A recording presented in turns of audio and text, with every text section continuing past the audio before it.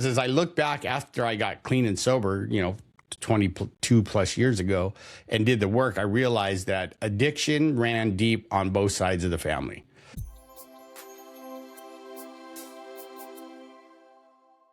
Hi all, it's Zoe here. Thanks for hanging out with me again today and joining the Surviving with Zoe podcast, a conversation where amazing inspirational survivors from all walks of life share their personal stories and expert advocates educate you, our audience, in order to break stigmas and taboos regarding mental health and trauma, kind of like free therapy and permission to always give yourself grace and compassion as we are ultimately all just surviving every day. Before we dive in, we would like to add a trigger warning for anyone that is vulnerable to particular issues. Please pause if needed and check out our timestamps in our description if you need to skip ahead. Lastly, if you could please hit the subscribe button and follow us on Spotify, Apple, Instagram, and TikTok. We would really appreciate it since we are a new pod. We need all the love we can get. And of course, we want to amplify our guest voices. Today's guest on Surviving with Zoe is Max, a coach, motivational speaker, abuse counselor, published author, and podcast host and US veteran dedicated to helping individuals overcome life's greatest challenges and step into what he calls a life of fearless happiness. As a recovering addict with 20 years of sobriety, Max brings powerful lived experience to his work, demonstrating how trauma, addiction, and adversity can become the very doorway to purpose. Max highlights stories of resilience and transformation, lifting up voices of those who have turned pain into power. Today, he joins us to explore addiction, recovery, PTSD, mental health, and what it truly means to live fearlessly. Max, first of all, thank you for your service and welcome to Surviving with Zoe. Thank you, Zoe, for having me. It's an honor to be here. Of course. So, Max, in your own words, just take us back to the beginning and tell us your story. Okay, so I'm going to give you like the short version because this September I will celebrate 23 years clean and sober. And whether I'm in a meeting of AA or speak anywhere, I always start my pitch or my speaking with, I went to a party at 13 and didn't get home till I was 32. And there was a lot of headache and heartache and everything you could think of in between, right? So, yeah, like most recovering people, it started as fun in high school, right? I played sports, so I always made sure that my grades were well enough so I could play my football or wrestling or whatever the sport was at the time, but mostly wrestling and football.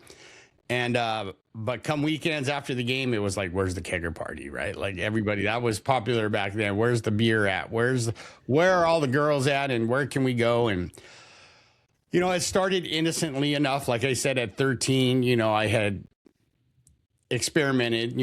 Some of my friends were drinking hard liquor. I didn't like hard liquor, but beer was my thing. But then marijuana was the thing. And that was like one of the things that I always like, I like this, right? I like the way it made me feel.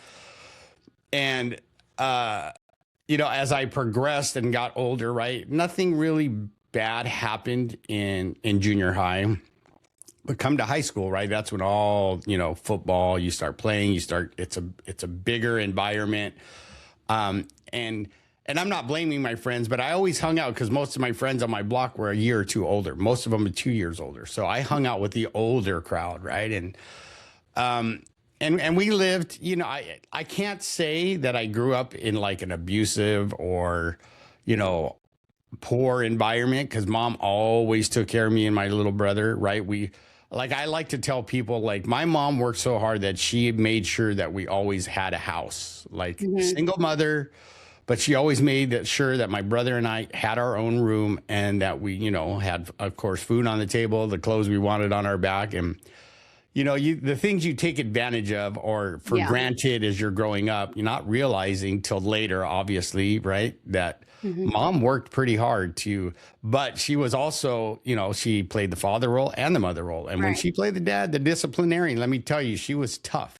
Yeah. Like you and I were speaking about, right, when I was younger and went to Australia, if I could show you our pictures with our, my aunt, uncle, cousins, right?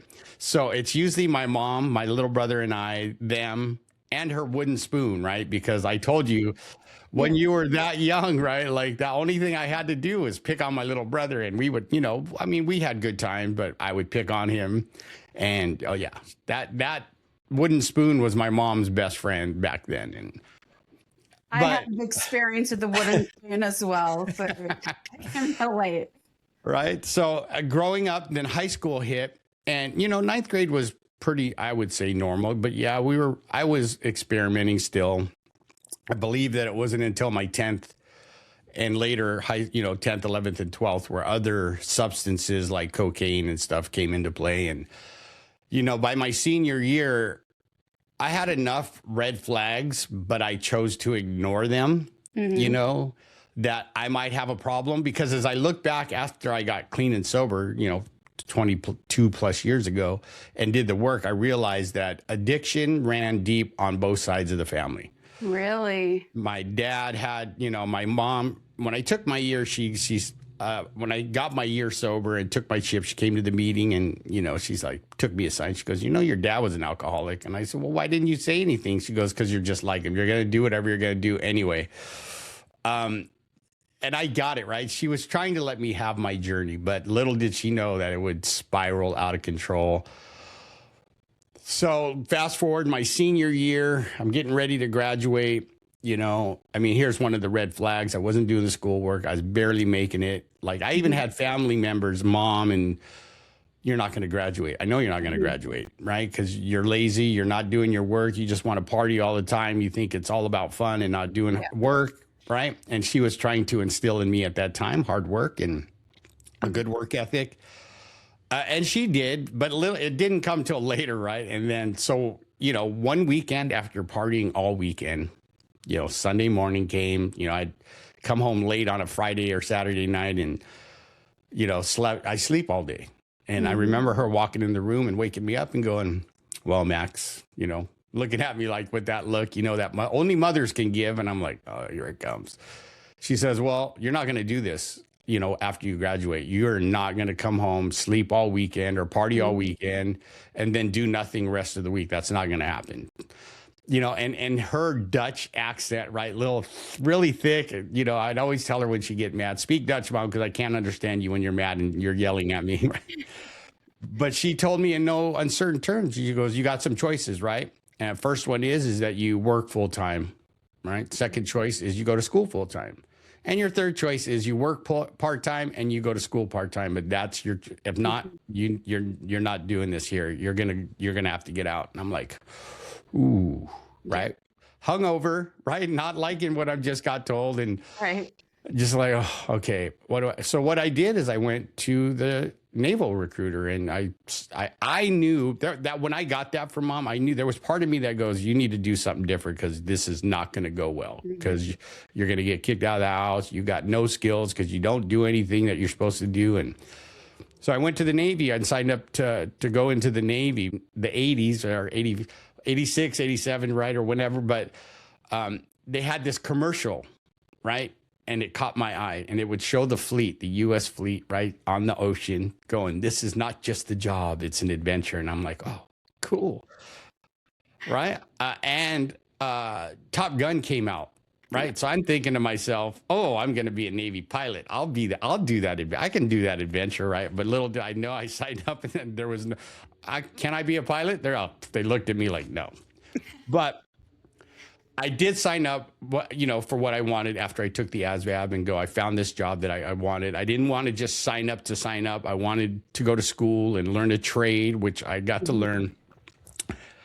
So I go, that's towards the end. And here's another, I got in trouble in high school. Yeah, they reduced it to a misdemeanor, but I could have gotten really serious trouble, right? But it was, again, one of those things, to me, it was like bad luck. I just got caught. I have to be better.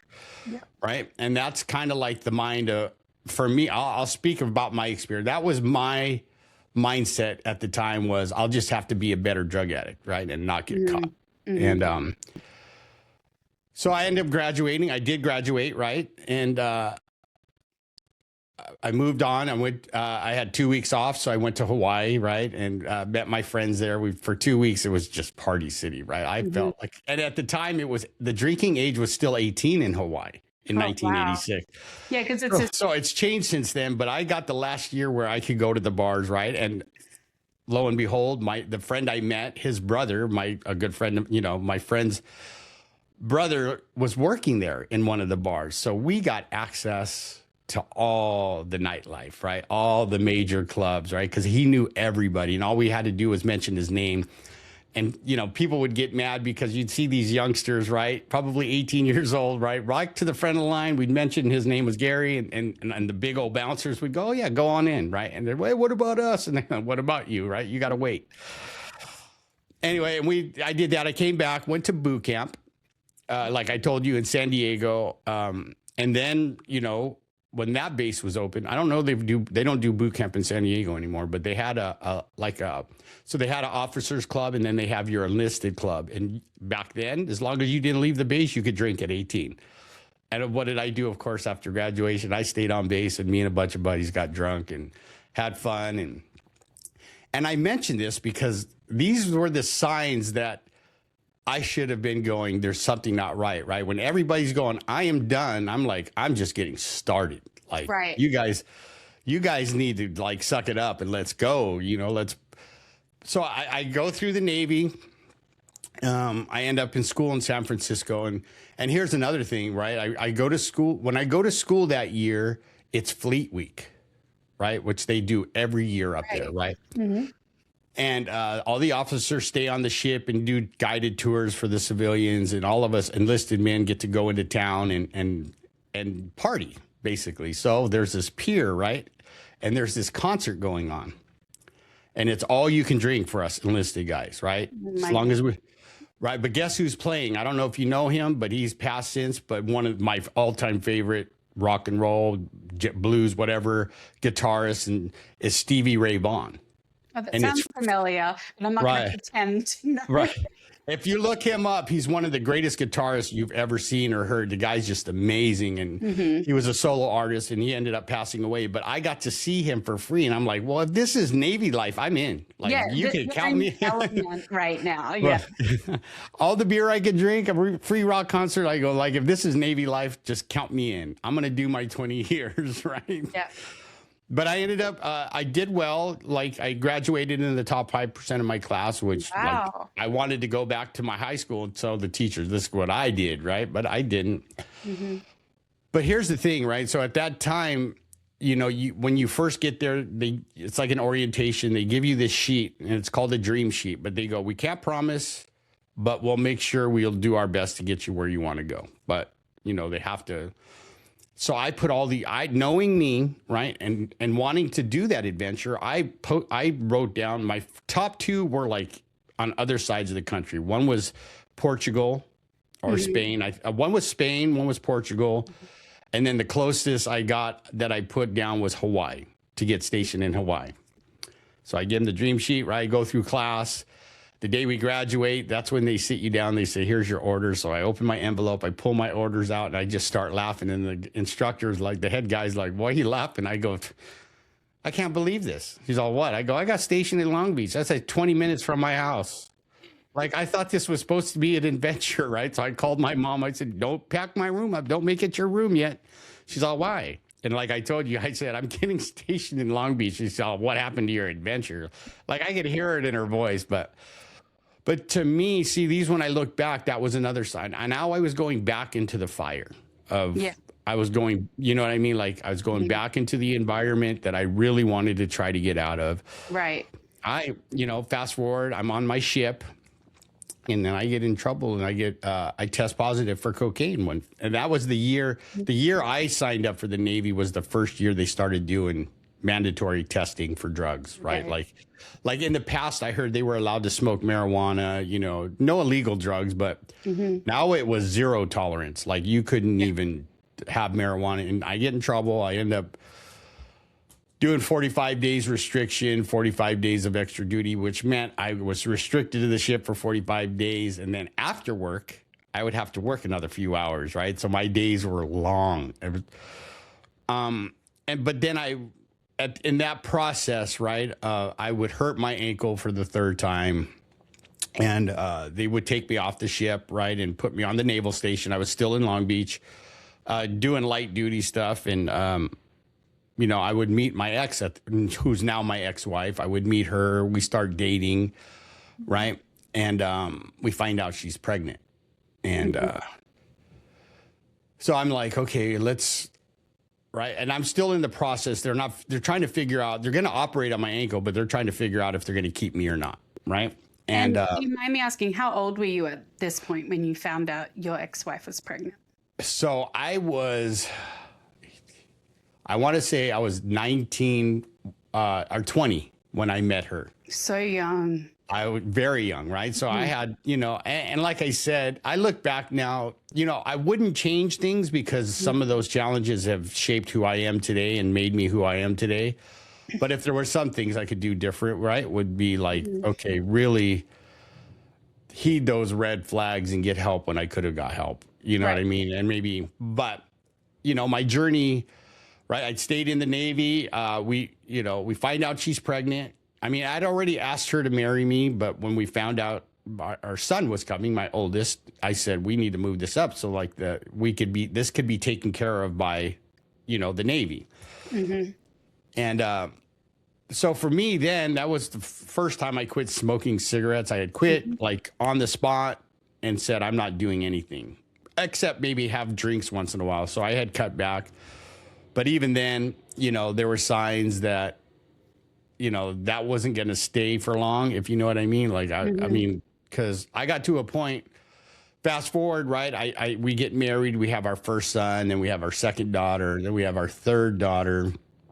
And I'm out of the service, right? Due to I got an honorable discharge, but it was under medical conditions because they finally, when they operated on my ankle, they said, yeah, we don't want you back on a ship. You're not going to do us any good. So, and for a while I did good because I really wanted to become a firefighter. And so I went back to school. I applied and became a volunteer fireman for the station right down the street there in Orange County. They used to have a program. They used to call them paid call firefighters, but basically just volunteers. And it was doing good, but still drinking, not doing anything else, right? And let me tell you, some of the biggest drinkers I met are firemen and policemen. Yeah. And, which understandably, I kind of know why now because of the things I saw as a volunteer fireman. But then the marriage started to crumble, right? Because getting a job as a fireman isn't the easiest thing. And it just started, I know she became like, how do I put it? Like, not angry, but like, okay, this ain't happening. So there must be something he's doing wrong. And, anyway, our marriage started to fall apart. And so I'll get into the meat. So after that didn't happen, we're separating. We're going through a divorce. And my drinking and other things are starting to come back into the picture, right? Like cocaine, and, because I'm not dealing with this separation and pending divorce very well. I'm living with mom again. Yeah. I'm back at mom's house. Well, actually, I had my own place, but I got so bad because I didn't care, right? Yeah. I like the drinking and drugging was more important. But long story short, we go through our divorce, and the only thing holding me together at that time were the weekends that I got, which was almost every weekend. I got my children, so I would tell friends, don't come by the house. Yeah. Right. But, the other 5 days I was doing so poorly that, I ended up having to move back. The landlord kicked me out. I moved back into mom's, who lived right around the corner. And it just started getting worse. The drinking, right? I would go down to the local dive bar and close it down. And I was doing other things, right? And I always thought, I was doing little side jobs here and there. I'm maintaining, right? But, when I look back, people look at me like, no, you weren't. You were not doing well at all. And well, you're back at square one. So it gives us an idea of where you were mentally. Yeah. So mentally, I was just in a place where like nothing, you know what I mean? Almost I was obviously depressed, and I was self-medicating now that I look back and, and not having, because I really believed in the institution of marriage, and I wanted to make it work. And, when it fell apart, I was just crushed. Right. And, I'm not pointing any fingers at anybody. I know my part, and I wasn't doing the things that I should have done, right? But at the same time, like I had aunts and uncles, right, that were in long-term marriages and, but mom had been married 3 times and, and to my stepdad, like for 10 years until he passed away of a heart attack while I was in boot camp or no, I was in the service. I don't know if it was I was out of boot camp already. And, you know what I mean? So it was one of those things where I felt I have nobody that understands what I'm going through, right? I can't talk to mom because she's older. She doesn't get it. She's got her own thing going on. All my older siblings are been way out of the house and have their own families, right? And my little brother, he's doing his thing, right? So at this time when I'm living with mom, the divorce had gone through. So here's where, maybe some people in the audience will understand. Sometimes they won't, but this is where it really got bad. I came home from work one day and there was a message on the answering machine. Hey, Max, this is so-and-so, my ex-wife. I need you to call me at this number. And it was a area code that I knew was not in California, right? You know, that thing that happens in the pit of your stomach, right? And you just can't breathe. You're like, this is not going to be good news. So I just like thought, I'm not going to call her yet. I mean, then I called her, right? And I'll never forget this because I called her and I said, hey, this is Max. I go, where are you at? And she goes, well, I took the kids and I moved to Nebraska with her new guy and we're not coming back. And I can just remember like it was yesterday. I just stood there frozen, just like I didn't know, because like I told you, the only thing that was holding me together was having my kids. And maybe, you can't do coulda, woulda, shouldas. But when that happened, it was like the rug was pulled from under me. And even my mom, she stayed out of her kids' like relationship stuff, right? But this time she grabbed the phone and she said, are you happy? Like, because she saw the look on my face and you know what I mean? And that was the beginning of the end. And what I mean by was like, there was no motivation. There was no inspiration. It was like, it's almost like that was a profound loss, like a death. Like it's the beginning of grief, like essentially. Right. So anyway, that's when I start looking for other, because the drinking was not working. I would still drink every day if I could, every night. And I'm thinking to myself, okay, this is not, a couple of days later, this is not working. I need to find something else. And see, my brother, God rest his soul, my younger brother, had just got out of prison for the first time, first time in prison. And, I didn't like telling, in my head too, I was like, if I start dating, what if I tell girls I'm living with mom? That's kind of embarrassing, right? So So here, I mean, this is funny, right? But so she had this garage that was huge. Like you could literally park 4 cars, 2 in the front, 2 in the back. So I made a room out of it, right? So I could technically say I don't live in her house, right? This was my thinking back then, and right. But in that process of cleaning up the garage and getting it ready and building a little room and stuff like that, I found some paraphernalia that my brother had stashed. Right, I found a spoon, I found a needle, and I knew from his strange behavior what he was doing. He was doing meth, right? And I'm like, oh, this is gonna be my savior. That's what I thought to myself at the time, right? Like this, really? Wow. This is going to help me not feel this horrible feeling I'm going through of loss, right? Not seeing my kids, just going through a divorce, just feeling hopeless, helpless, and just totally powerless over everything going on in my life. Yeah. But so what I did, after I was all done, right? There was one door to go in my room. Right. There was a little couch with the TV, and then in the corner was my bed and a dresser and a little coffee table. So I went and bought a 1/4 ounce of meth and I set it on the table and set it up like you would a hamburger commercial, right? Really fancy, like the needle on one end, the spoon on the other with them. And I invited my brother to the house. He comes, right? And he comes in the room and he sees what's on the table. And I stand between him. I close the door. I lock the door and I stand there. And I said, you're going to teach me how to do that. And he's like, no, I'm not. I go, yeah, you are. No, I'm not. Yeah, you are. I mean, we went back and forth for 2 hours. And then finally he said, you know what I mean? Okay, Like you could tell he didn't want to, but because I put it to him this way: you either teach me, or I go find someone else, or you beat me up so you can get out of this room. But I don't think that's going to happen, right? Yeah. And he looked at me with like this, as I look back now, with like anger, frustration, sadness, like, how dare you put me through this, right? Like, I really, you're my brother. I don't want to do this to you, and I don't want to get you started. And because he knows like everything it entails. Yeah. right. And I know now that, look, it's like, this is why I ended up in prison, brother, right? It's because of this stuff. Yeah. You don't want to start doing this, right? But that was it. Once I did it, once he showed me how, once he did it for me, I was like, I found my little piece of heaven. And, the people who are in recovery will understand what I'm talking about, right? But, little did I know that it was going to change drastically, and it was going to go from that moment of heaven to just a life of hell every day. So fast forward, right? I'm doing that more now. My life is becoming a total mess, right? I can't do anything right.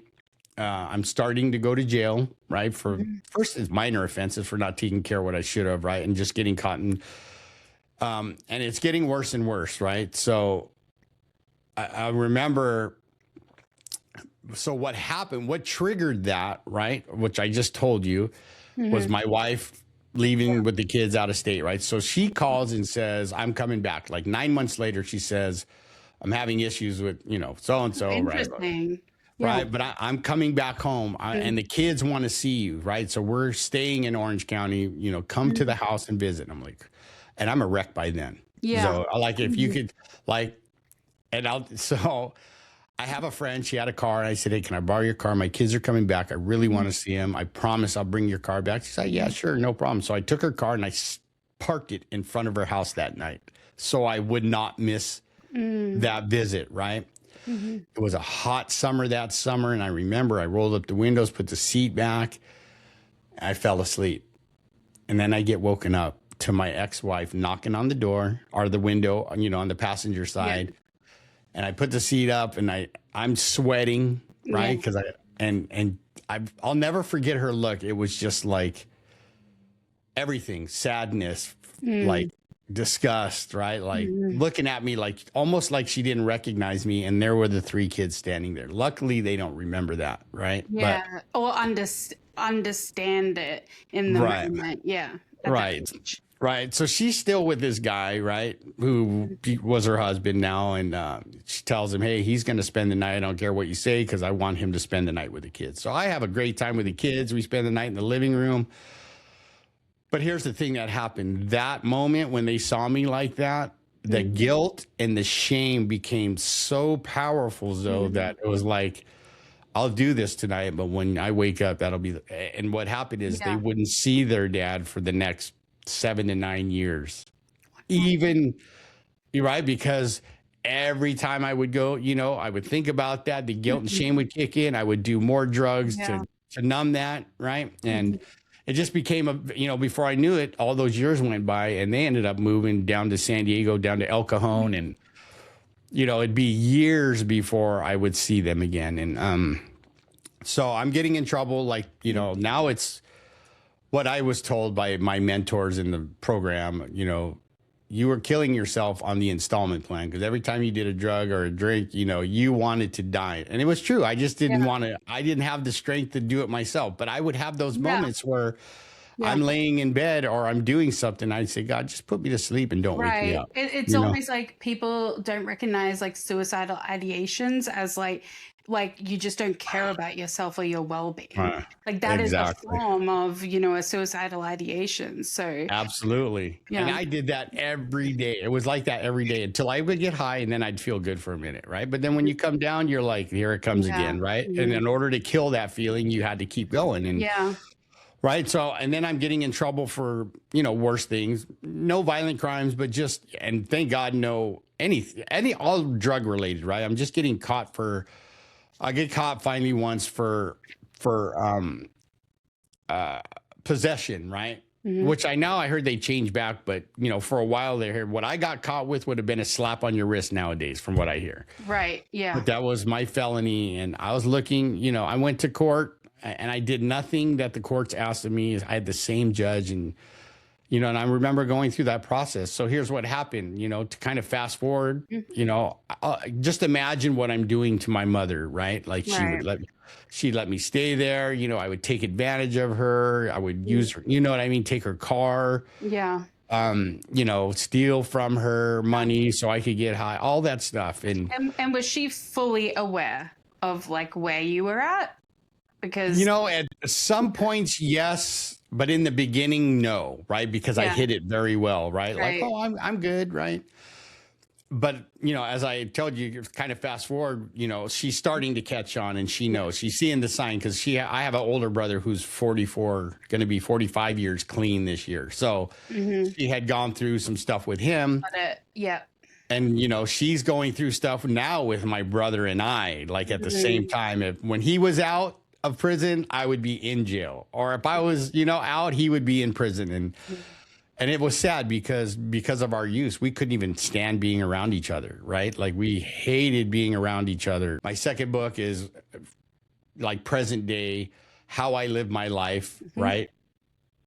And how I stay on the path of sobriety or recovery, and what I want to share with the world. But my second book is that was my love, you know what I mean? Like it's my favorite because anybody could use the things, because I put things at the end of each chapter saying, this is what I do on a daily basis. This is what I basically going from survival mode into a life living in purpose on purpose. That's what I wrote the book for.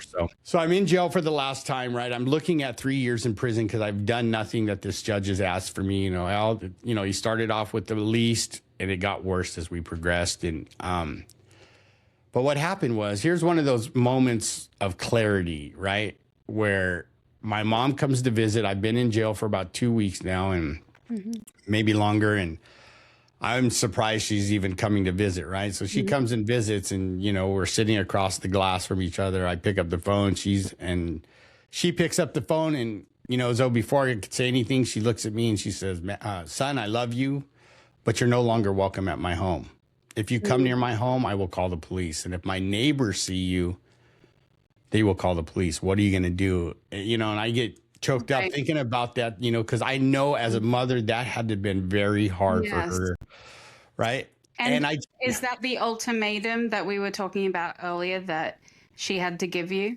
Yeah, that was like the ultimate. She had never done that before because I was really good at giving her empty promises, right? Like, oh, I promise I'll get a job. I'm going to go back to school, right? I'll find the kids so you could be, Oma again. And, all those things. And I just looked at her and we sat there in silence for a second. And I said, when she asked me, what are you going to do? I said, I don't know.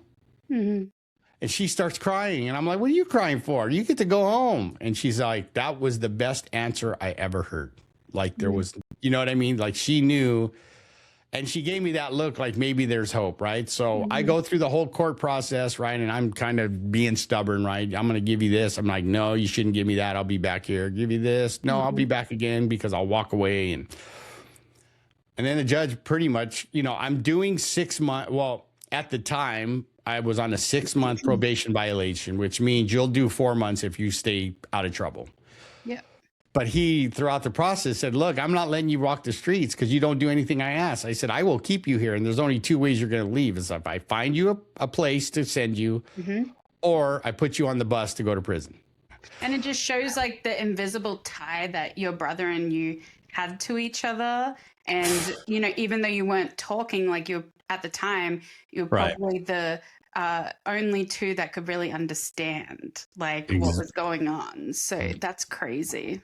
Right. And you know what I mean? Because I tried to hide it from the family and I was really good at it, right? I would clean up well enough. I could be high at a family thing, but it got to the point though, like I said, mom started catching on. She would tell my cousins and stuff, don't tell them that we're having a family party. And I would find out like months later, hey, where were you? We missed you. And I'm like, what are you talking about? And then you could see it in there. Oh, shoot. Right. Oh, and then I would get mad at my mom. Why would you hide that? Because I don't want you there. Yeah. Right.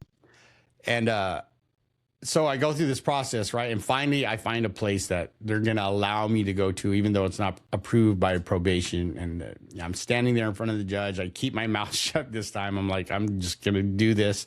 And he says, I'll send you to this place. It was called Pacific Park at the time. And he goes, but I'm going to send you for a year. Mhm. I'm like, dang, because I thought maybe 90 days, 6 months tops, right? I'm Yeah. like, oh, and then I could do what I was doing again. Mm. I just remembered that's why I said, I'm just going to keep my mouth shut. I'm going to do this, right? And he goes, and if you slip up 1 millimeter, you're going to prison. I will send you to prison. So I ended up, staying almost 5 months, almost 6 months when they finally opened the bed. They came and got me. And that began my journey in recovery, right? I had no clue what AA was about or NA or any type of 12 step or any kind of recovery because I never had been sober or attempted it, right? Right. And just so like our listeners understand, is this like an inpatient place or is it rehab? Like what would you call it back then or now? Where they sent me, they called it wasn't like an inpatient residential program, but it was considered treatment because they would do groups on the weekends that we had to go to and I had to stay there. So it was like treatment / sober living. So more the sober living part. Right. And, so I arrive at this place and I'm like, oh my God, what am I going to do? I never done this before. And, I go to my first meeting. I'm up all night because I hadn't had a cigarette in almost 6 months. So I'm on my room had a patio that overlooked the street. So I remember just smoking cigarette after cigarette, watching cars go by like, oh, I'm free. I can't believe I can actually like see this stuff. Right.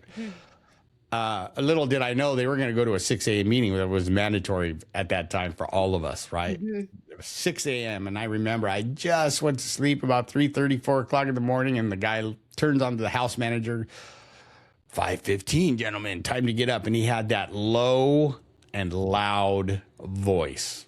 And I was like, now, who is this guy? Like, who goes to a meeting at 6? And he's like, you do. Get ready. A tank top, board shorts, and flip flops. And that's what I got out with. I had nothing left to my name. Everything I either gave away because of drugs or it was taken from me. Yeah. So it was winter time, back then, September.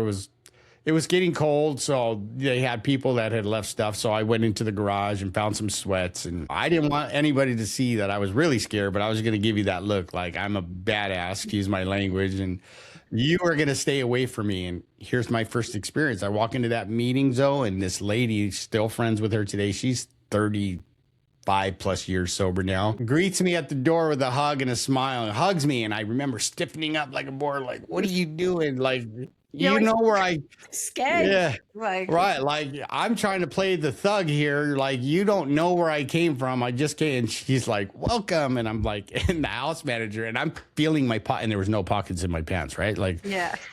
He's like, Max, go sit down. She got nothing you want anyway. Right. And I'm like, what does she want from me? Right. I got no money and stuff. And, but that was, my first experience of like someone didn't know me. They welcomed me into this meeting but I got to be honest with you, Zoe, did I stay sober?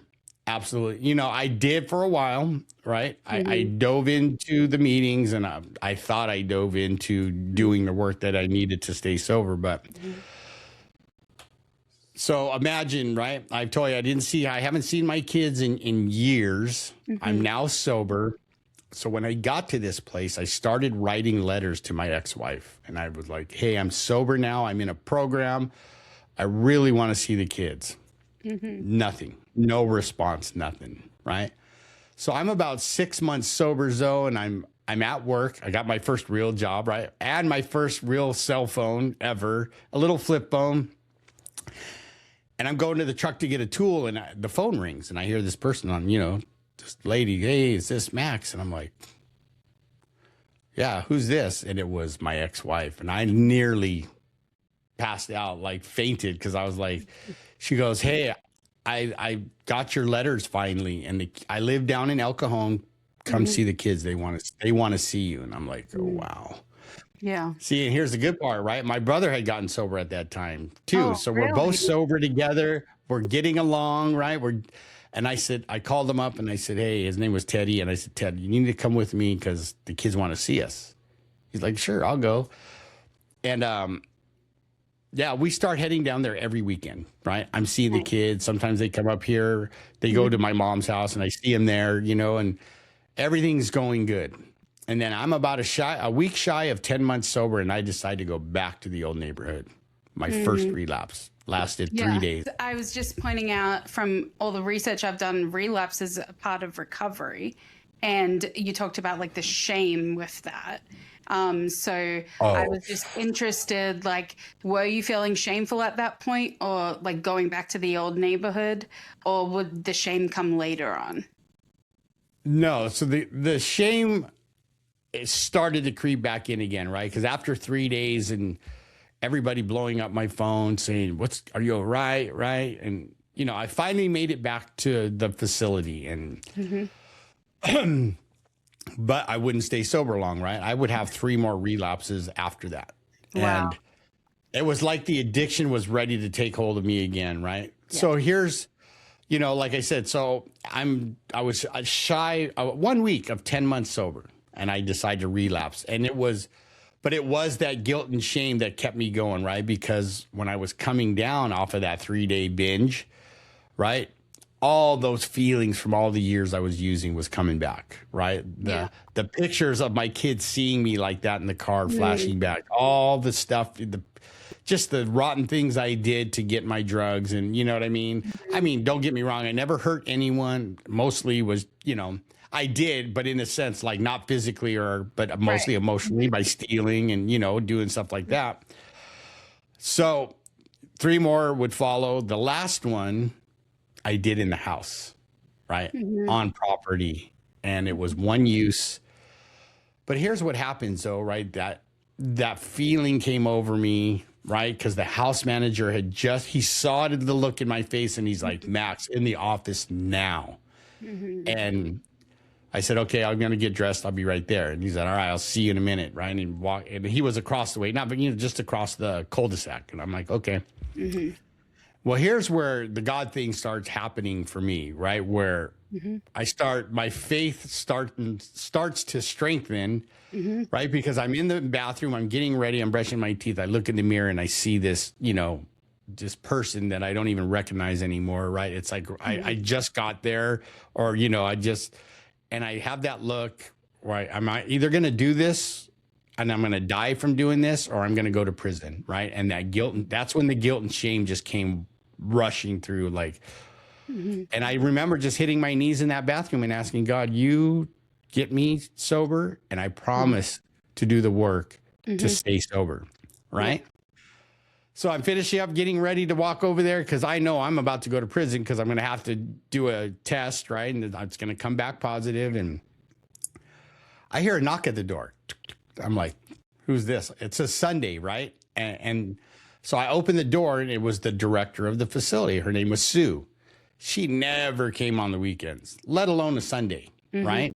I'm like, and she's like, all smile. Hey, Max, what's going on? She didn't know, right? I'm like, before I could spit out a lie, I told her, Sue, I did it again. And I'll never forget. She grabbed me, gave me this big old bear hug. And she said, get a bag, pack your bag, get in your car and leave for 3 days. And when you come back, we'll start over. And that's how long it takes to test negative, right? Oh, wow. Yeah. And talk about divine intervention, right? If she didn't show up that day, we may not be having this conversation because I know my personality. I might have left, right? But it would be to go get as high as I could, as drunk as I could, and eventually end up in prison because I'd get caught, whatever. But that's where I'm like, wow, okay. It's a second chance at that point for you. A second chance, and if I could share, right? So the first night I go with a friend who he didn't get kicked out because he got high, but he ran out of money. So he was like, if you can't come up the money, you got to go, right? So I said, hey, I got a couple bucks. Let's go get a hotel room. And then, we'll part ways and, but I don't want to see you on the street. And so that was the first night. Now remember, it was Tustin PD. They searched my room and I was honest. I said, I'm on probation. I just got kicked out for relapsing. And they were nice. Like they searched, okay, you got nothing. Okay, just, keep your word and, go back and get back into what you ever have to do. And like the lady was really nice. The officer was really cool to us, right?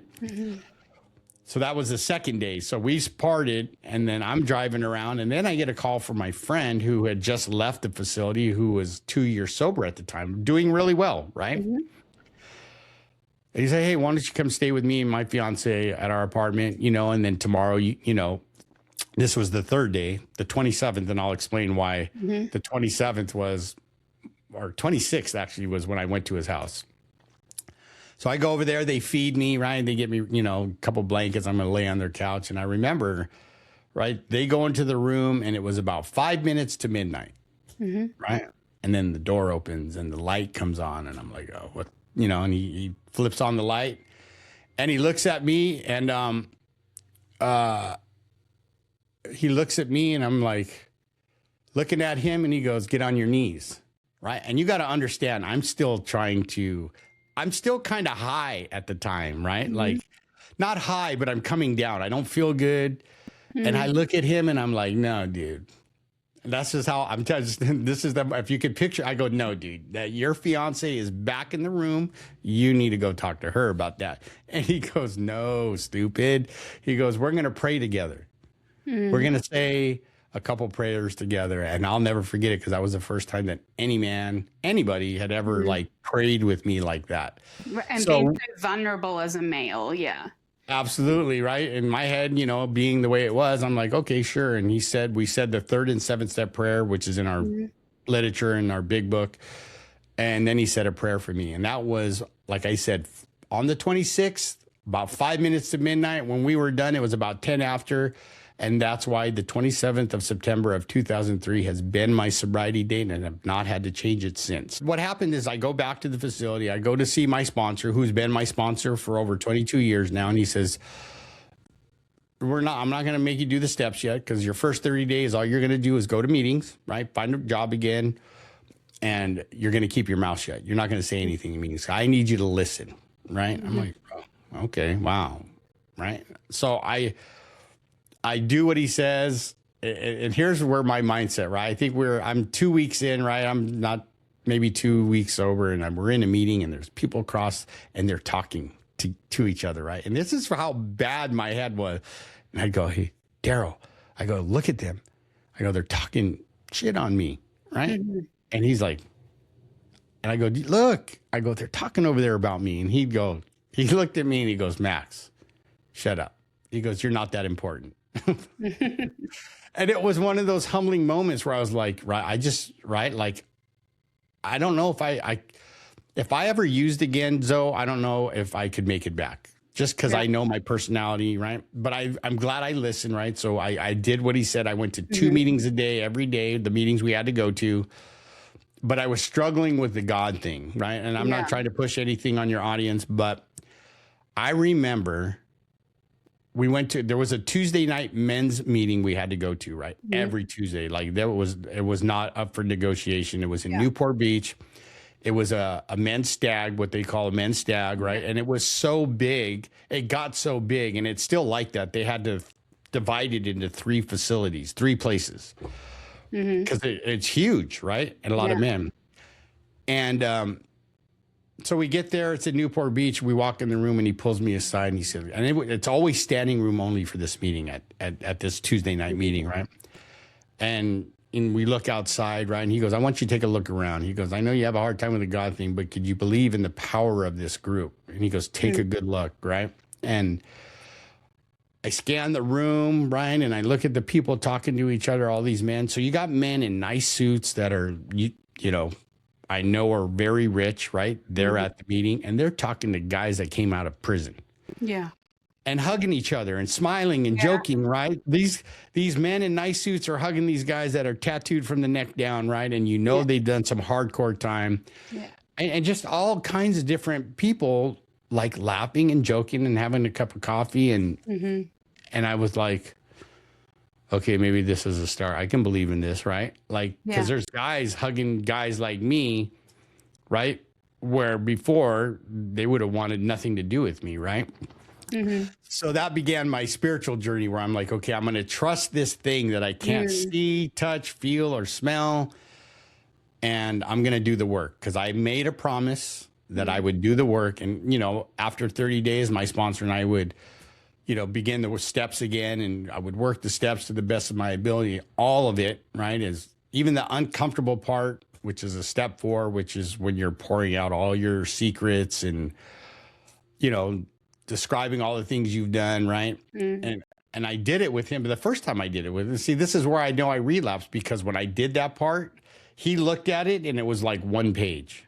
And he kind of looked at me like, I know where you came from. You just got out of jail. This cannot be your, but he didn't say it. I just saw the look in his eye, right? Because at the time it was like, I'll tell him this, but I'm not telling him that. Yeah, you're still guarded. Right. I tell him that, but I'm not going to tell, and I came from an environment, you don't snitch, right? Let alone on yourself, right? So I go, I'm not snitching on myself. Sure you learned that in jail, like in No. Oh, no. Okay, Right. misconception.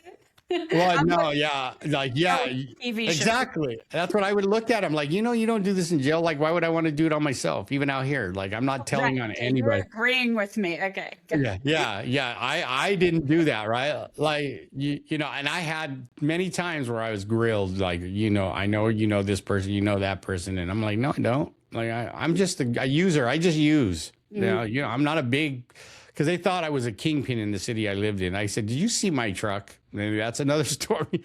But anyway, so I'm out, I relapse, I'm back in it. And he gives me, so what happens at 30 days sober,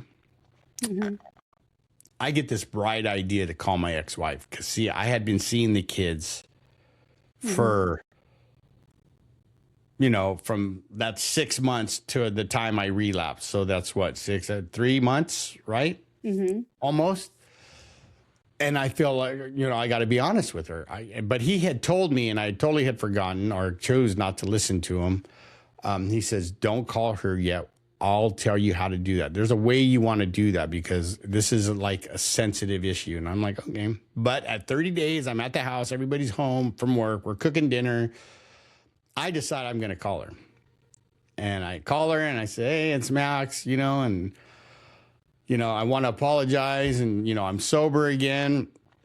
And before I could finish, this lady called me names. I think she made up cuss words though. Like I heard things I've never heard before, right? It was like, the exorcist on the other end of the phone, her head spinning around. She's spitting green pea soup at me and telling me all these nasty things. And but what I do remember, the biggest thing I remember, right? It got really silent in the room. They could hear her screaming. And she said like, you did it again. You did it again. And you will never see these kids again as long as I live. I can't believe you did it to them again. You did it to me again. And now that's it. Boom. She slammed the phone. You could hear her slam the phone. I'm like, oh. So, the next day I called my sponsor and I told him what I did, and this is, and I teasingly say this, but this is where my nickname idiot came from. That was the beginning, right? He goes, I told you not to do that, right? Yeah. You're an idiot. And I'm like, yeah, I know I am. But I did. I finally listened to what he said. He goes, you're going to do this. So what happened, Joe, after that was I called her. The direction I was given, it was to call her every week, tell her I was sober, tell her I was working because I had gotten a new job. I was working. And that, if she called me names, only thing I could say was, you're right. And then I would have to hang up. Yeah. So I did that for that year, that next year. Wow. Right. So every day. When you're an addict and you've lost trust in someone, to not argue and not give a defense. It's really just to almost acknowledge what they're saying so that they can feel heard. Exactly. And then give them a little bit of space. That's interesting.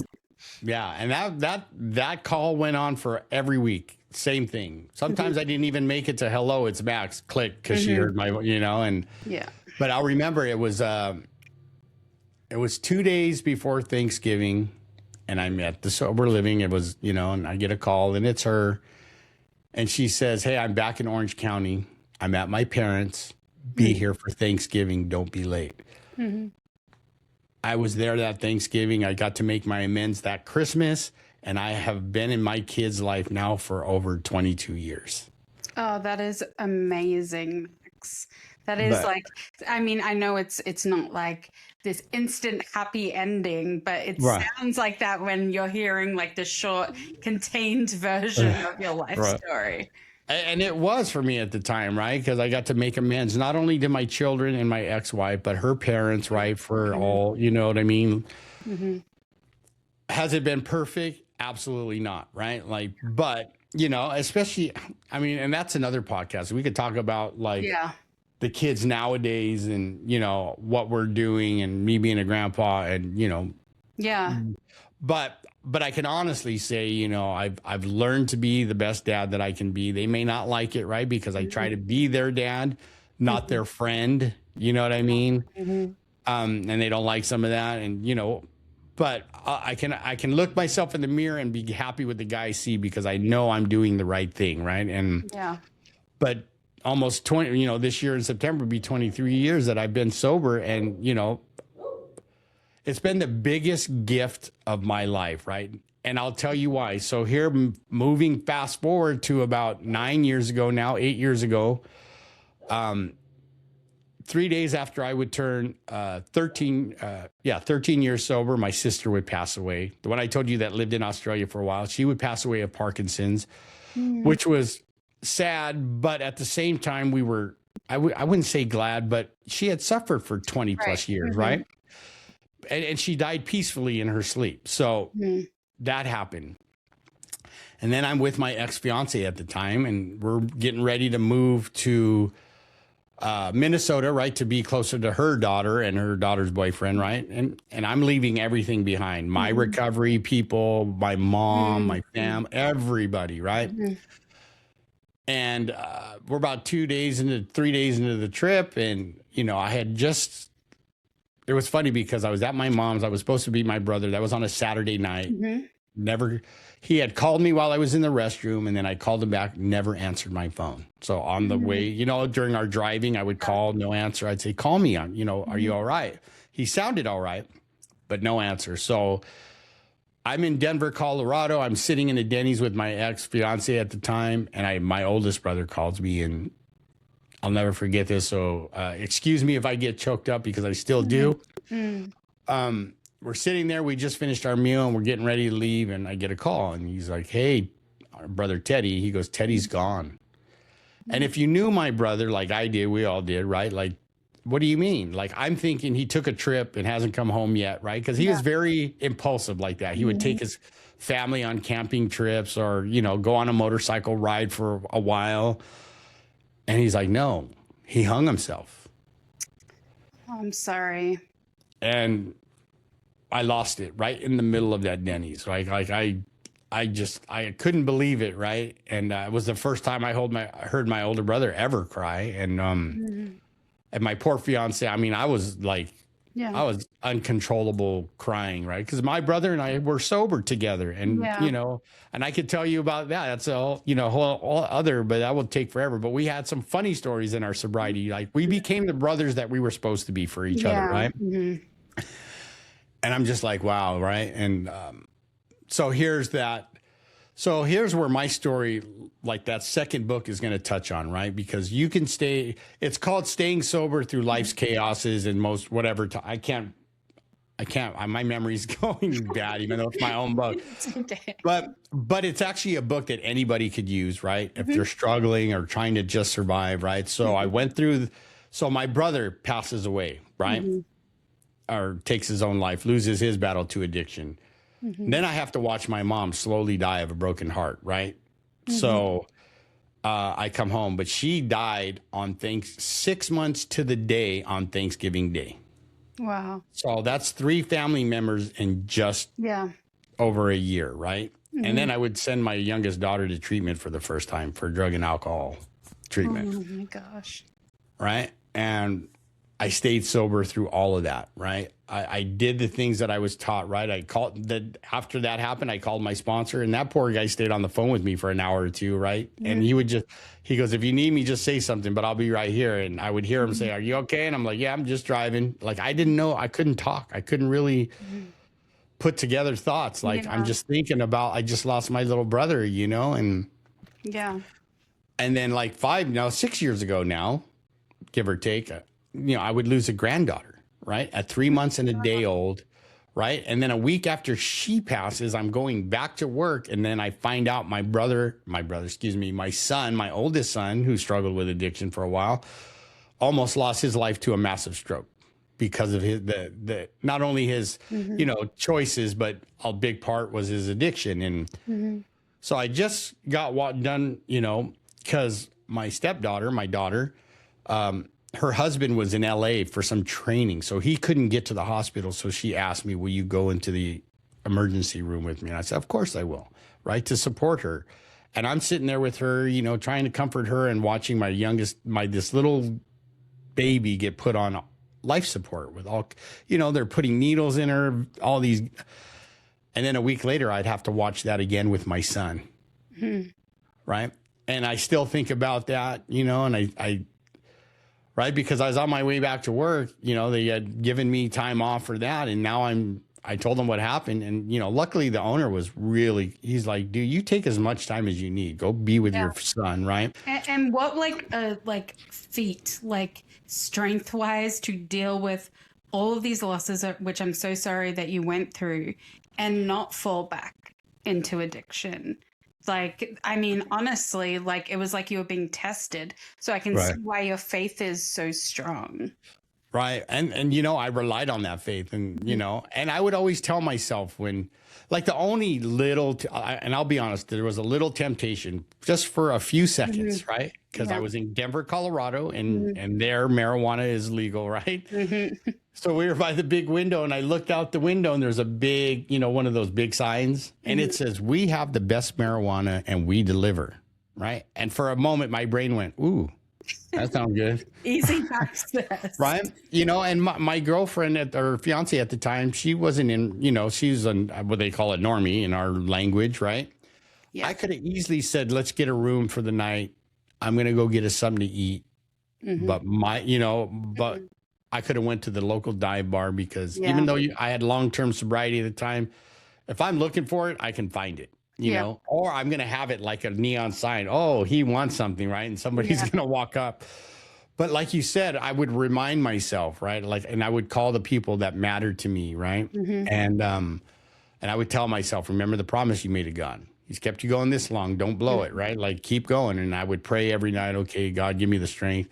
Because when we finally got to Minnesota, right, I knew I was going to have to go back to Orange County. So I went to a meeting that night, didn't know anybody there. It was a men's meeting again, big one, right? And I just spilled my guts. Like, this is just what happened to me. And that's why I'm here at this meeting. You know, I'm just sharing because I know this is what I was taught to do. And like 4 old timers and a bunch of guys came up and gave me a hug and said, you're going to be okay, right? And I said, well, I got to go back to Orange County tomorrow. And he goes, well, we'll keep you in our prayers, right? And I said, cool, thank you.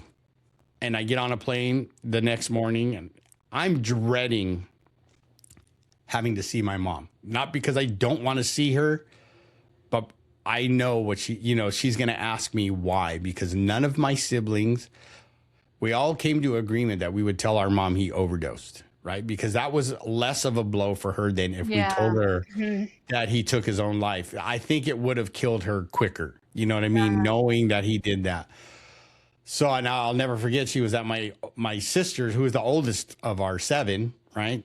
And I'm parked the car and I'm walking up and I can't get that picture out of my head. And I just remember walking in the door and she looked up and she's just like, why, you know? And but see, the beauty of this too, though, right? And not going backwards is I got to be there for my family. I got to help my brothers and sisters take care of my mom for the next 6 months, like Monday nights were my nights to spend with her at her assisted living, right? They would allow a family member to spend the night with her, right? To make sure she was okay. Yeah.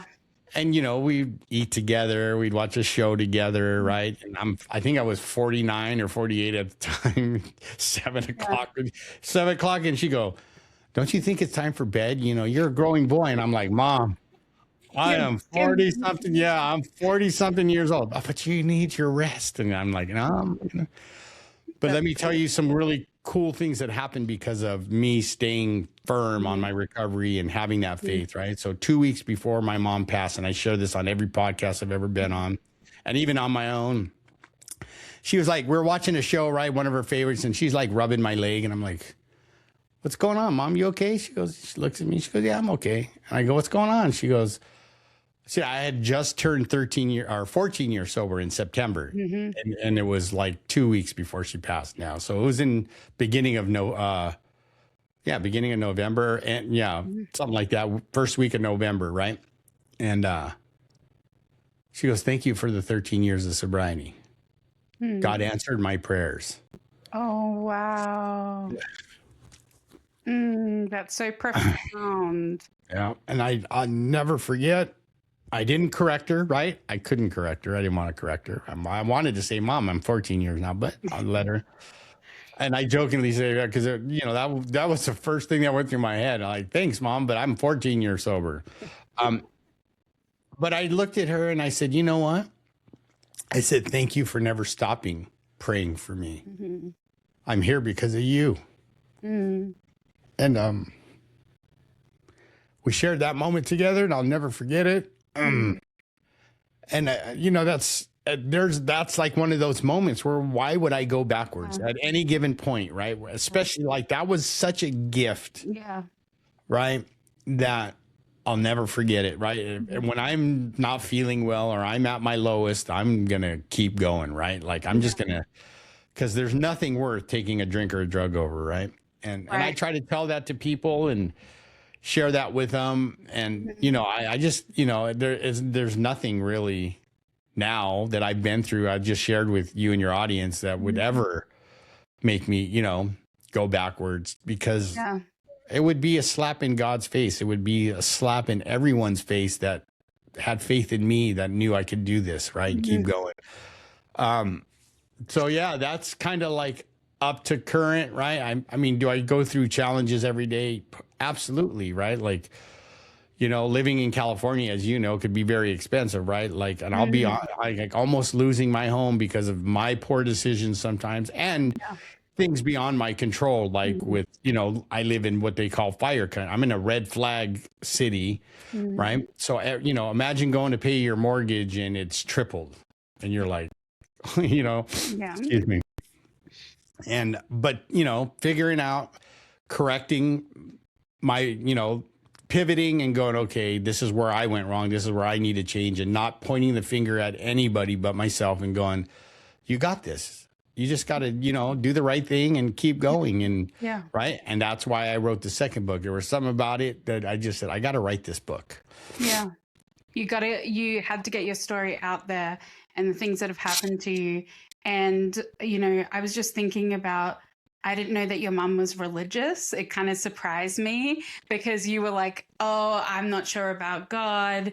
And so it was a very significant moment in your story that was so touching, that moved me, that it almost was like you came right back around to home, to your mom, to those beliefs. And I mean, I have, so many questions, but you answered so many of them as well. I just wanted to first thank you for sharing everything that you have. You've just been so vulnerable. It's so refreshing to hear a man vulnerable in 2026. And I've learned so much about addiction that I didn't know about. And I'm sure our audience will learn new things as well. I wanted to just touch on PTSD a little bit, because when you were talking about phone calls specifically, I could really see a lot of trauma. When you're hearing these life-changing events from your ex-wife, like her letting you know that you're moving to Nebraska, and then finding out about your brother's passing, which I'm so sorry about.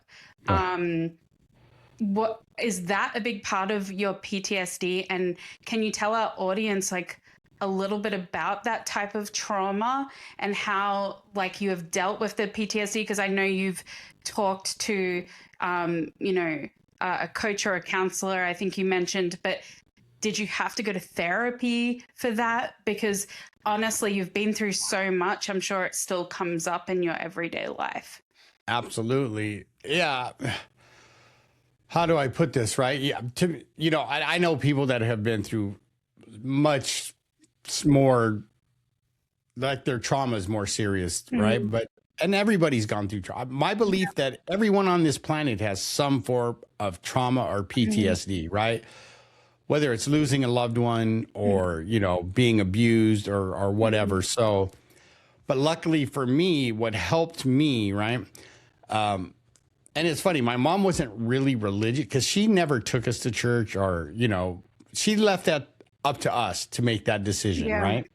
So when I was going through my addiction, my thought is if there is a God, why would he do this to me, right? And I got funny stories about that talking to my mentor and my sponsor, right? But what happened was, like you said, like I'll never forget that call. I'll never forget finding out what my brother did while he was in the process of taking his own life, which could be triggering for your audience, right? Let's just say he FaceTimed a person that's very near and dear to me while he was doing that. So, I wasn't there, but just hearing about that is traumatic. Knowing that someone I love and care about went through that, right? Yeah. And imagine what their trauma's like and their PTSD. Absolutely. Yeah. Right. And then, watching my granddaughter get put on life support and going through her battle to survive, right? She was a fighter, but, the disease was stronger because she suffered from two, which was mitochondrial. And then she had no immune system. I forgot what it's called, but and then watching my son, right? And feeling helpless, is a big part of PTSD, I'm sure, for you. Absolutely. Well, here's what happened. 2 months before, I was trying to help my son get into treatment, right? I had found him a place on the East Coast, right? Away from his environment. Went to do, we did all the work. I did all the work and got him a scholarship, right? Because he had no insurance, he had no job, nothing. So I figured, okay, I'm going to help my son, right? Plus I was getting kicked, from the mom and grandma, and you need to help your son and blah, blah, blah. And, which was fine. That's what I don't mind, right? So in the process, I called him one day and actually handed the phone to my wife and said, ask him for his information so we can get him a ticket to fly him out there, right? Well, whether he was under the influence or not, all of a sudden I could hear him screaming at my wife, calling her names that I'm not going to repeat on your podcast. And then I get on the phone and he's doing it to me. And I said, that's it. I said, we're just trying, to get your information so I can buy you a plane ticket to get you to where you need to go. But now you've blown it, right? Like now I'm not this is where my recovery and other, I'm part of Al-Anon and stuff have taught me. Like I don't have to take the abuse, right? So that moment I cut him off. I learned this from a really bad reality TV show that for people who aren't going through abuse, supporting people who are going through abuse. Right. It's usually for the family members, right? Yeah. Interesting. Going through their recovery because they've been affected by addiction, right? Whether it's alcohol. And so I learned some things and I said, that's it. And I cut him off. So I hadn't talked to him in 2 months since that. I cut off his mom. I cut off his grandma. Right. Because it was like, oh, that was my fault. I didn't tell him to yell at me or my wife like that. We were just trying to help him. Right. Yeah. So I'd cut him off, didn't hear nothing. And then like I told you, I was on my way back after, to work. I was driving in the car to Orange County from where I live. And I get a call from my youngest daughter, like hysterical, and said, you got to go to the hospital. Like, and I could barely understand her, but she said, your son's dying. Yeah. I'm like, what? Right. And like, yeah, a major stroke, right? And it was right during COVID. So he never got the rehab and the speech therapy because everything got shut down. So you could tell he still struggles with speech and walking. But yeah, he survived. He's 3 years sober now, and fantastic. And, we're not talking at the moment either. And that's another podcast, right? It's a journey in life with family members, especially in big families. And I come, right, I come from a big family. It's like when you all live in different places as well, and there's dynamics. Max, I just wanted to flag my laptop battery is so bad. I've been watching it. I need to get a plate. Talking about the beginning of your story with, drinking at a young age. I found that really interesting because in Australia, the drinking age and abusing drugs also starts very young, like 12, 13. And I think that's because of the lowered age of legally being able to do it at 18. Right. But I find it really interesting. Do you think it's a commonality for people who struggle with addiction if they start a lot younger, because the brain development isn't there and they're kind of messing with that? Whereas like in the US, and I know you obviously live in the US, but drinking is encouraged after 21, and the brain's more developed. I think it makes more sense after 21 because I also drank a lot and binge drinking culture was huge. Right. And do you think that greatly affected your addiction journey, starting so young and also being around like people that were older than you in your neighborhood? See, my opinion, right, and there's difference of opinions, but I think it was a combination of environment, right, Yeah. and where because I mean, I drank with some parents back in high school. You know what I mean? Because as long as you were doing it at the house, they were okay with it. Yeah, that was like my upbringing too. Right. Yeah. Right. And then I had a stepdad and my uncle that would watch us skateboard in our street, right? And they would always drink. At the end of the day, that was their thing, sake. Yeah. And watching a skateboard, right? I would always look at my stepdad and then him, and my uncle, and they'd like raise their little, sake thing that they were drinking. They'd go bonsai and take a drink, right? Yeah. Well, right. And we were allowed to, he would give us beers once in a while, right? Not all the time, but, as long as we were home, he's like, yeah, you guys can have some of our beer, right? Like, go for it. Yeah. But I believe, especially if, it's in your gene line, I like to say, if you're predisposed to addiction starting younger, absolutely, I believe it. Because like when I found out that it was on both sides of the family, right, from grandparents and on dad's side, dads, uncles, cousins, right, and it's just like mental health, right? Like on my dad's side, there's a lot of people that struggle with depression. My dad did, and bipolar. Right? Oh, interesting. Yeah, and I'm really glad you brought this up because I was going to ask you, a lot of addiction stories are all about masking pain, but you had like a pretty normal upbringing. It sounds like your mom worked her butt off to give you the things that you had.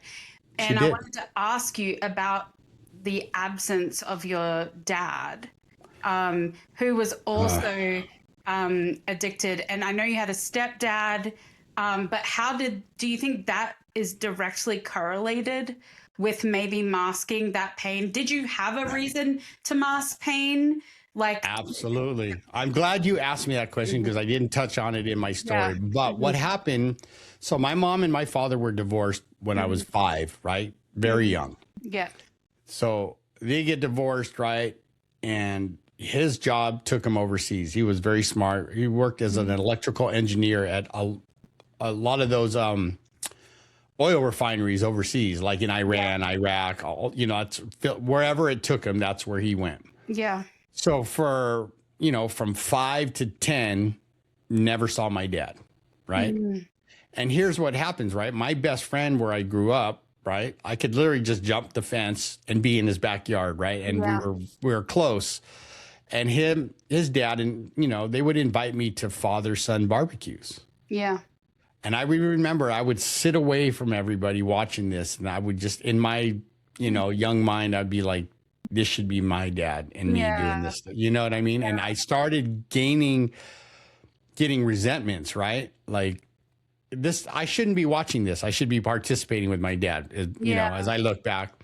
So anyway, I'm 10 years old. He comes back to the States, right, with his new wife, and we start seeing him, right? I'm excited. My little brother's excited. We're spending time with our dad, and we're thinking, cool, this is, because he goes, I have to go back to the Philippines, but I promise I'll be back for your birthday, which would be my 11th birthday. So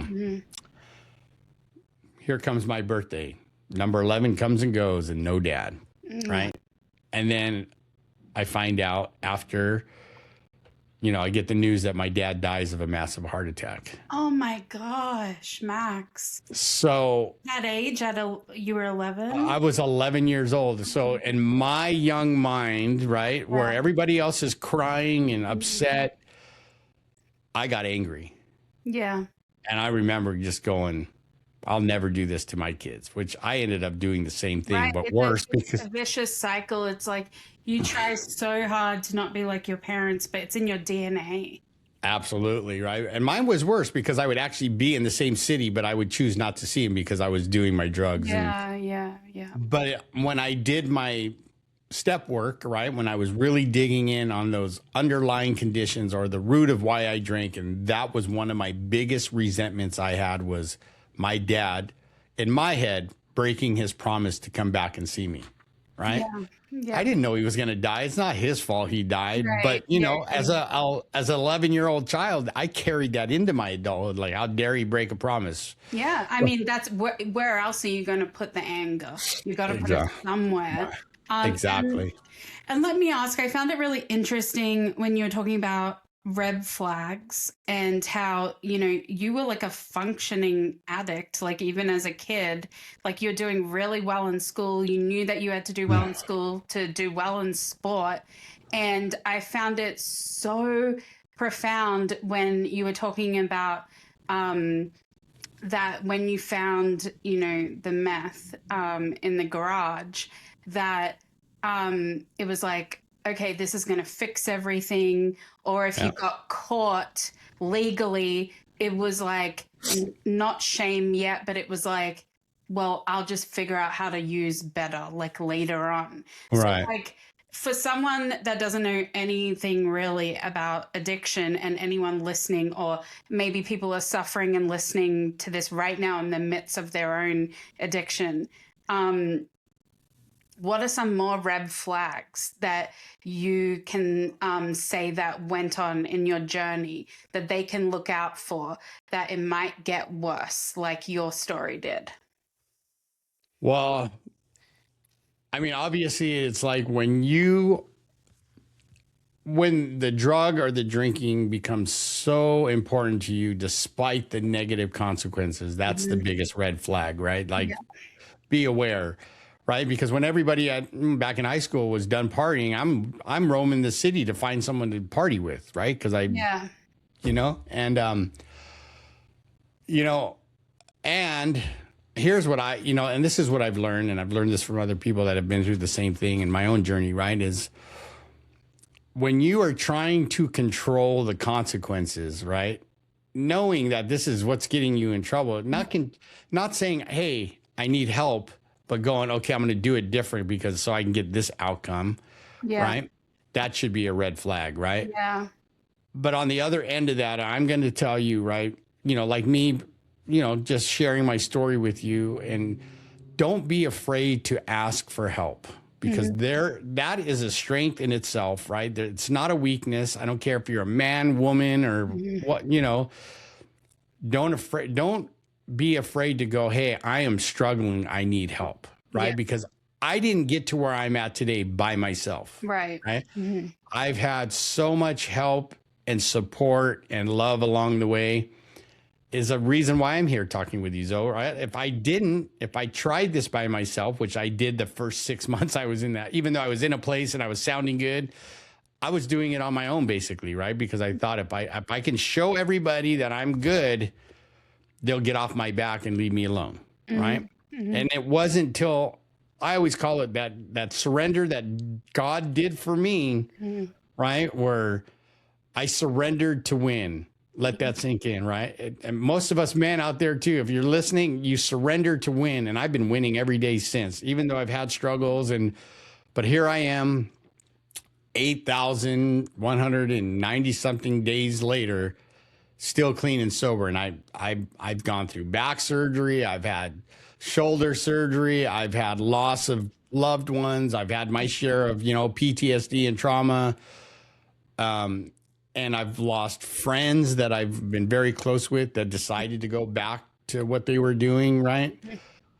But I always look at it this, like, God has given us all a purpose, right? All a gift, but it's our responsibility to find it and to get it out, right? Mine is connection, right? I believe I have this gift of connecting with anybody, right? I could be at a restaurant with my wife and start talking with someone and, hey, what are you doing, right? And But I think we all have the gift, right? And here's a quote that I came up with, and it goes like this: "You have everything you need to be great today." Right? And I think that we all have that. I love that. Honestly, thank you so much for sharing your story, Max. I feel like anyone listening to this podcast, whether they're in addiction or in going through something else in their life, will get something out of your story. Thank you. And sharing is such a big part of, just helping others. And you don't have to do that. And you continue to do it, and it's your purpose. We like to end the podcast asking all of our guests, why are you still surviving today? God wants you to thrive. He put us on this planet to thrive. And I'm not trying to push any type of religion or anything. It's just what I've learned in my journey is that every time I've listened to that little voice, right? Not the one that's negative, but the one that says, go for it, right? And that's why I called my podcast Fearless Happiness, right? Are we really going to be fearless? Maybe not. But the more I do things when I'm afraid, the more courage I gain, and the more I fear less.